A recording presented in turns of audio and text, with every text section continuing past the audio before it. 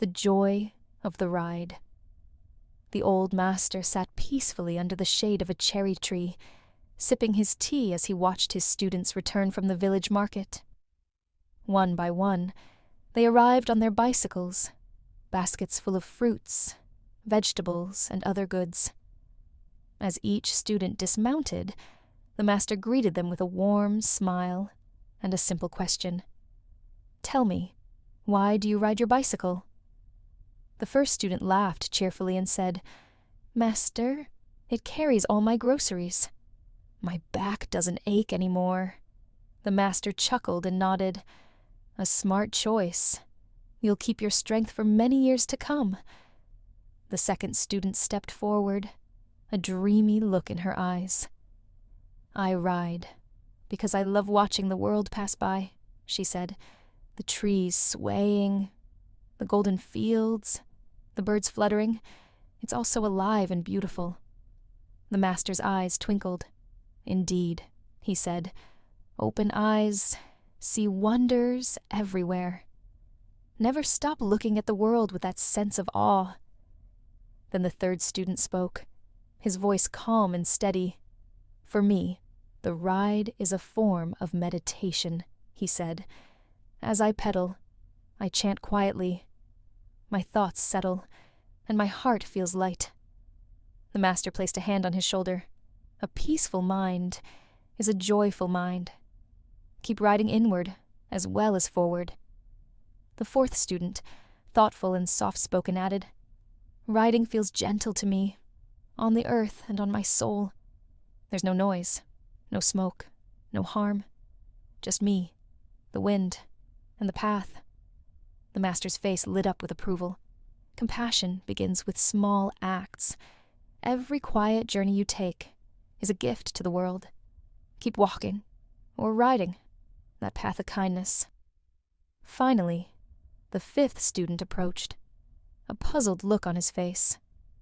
"To be honest, master," he said slowly, "I just ride my bike to ride my bike." The master's eyes sparkled. He walked over, gently placed his hands on the student's shoulders, and bowed deeply. "Ah," he said with joy, "you have touched the essence of it. You ride not for a reason, but for the experience itself.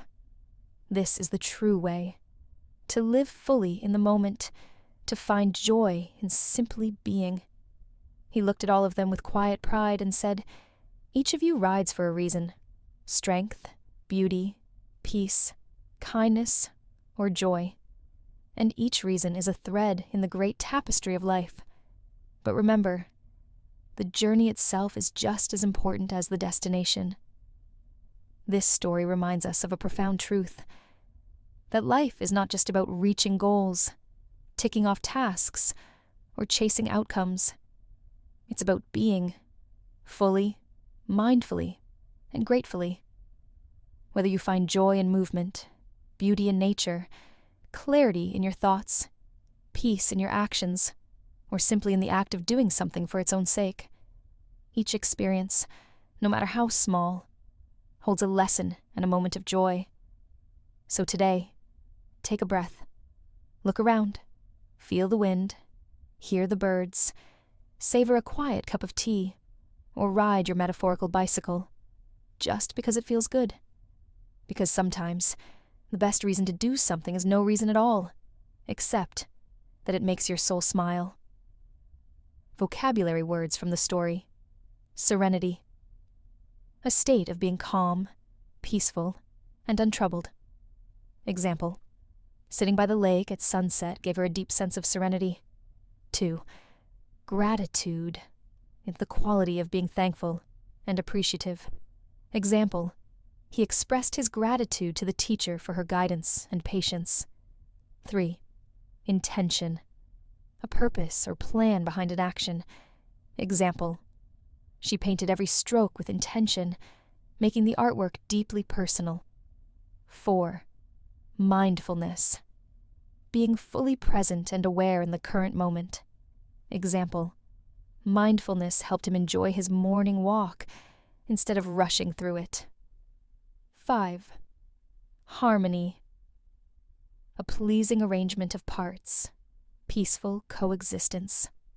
Example: the village lived in harmony with nature, taking only what was needed. Don't forget to like, share, and subscribe.